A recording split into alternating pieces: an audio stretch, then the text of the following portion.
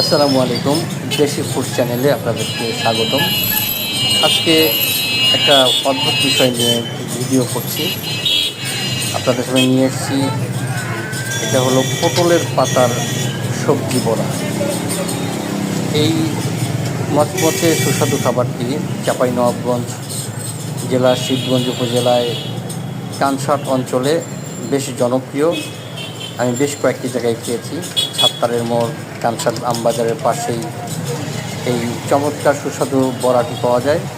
এর মূল উপাদান কিন্তু পটলের পাতা।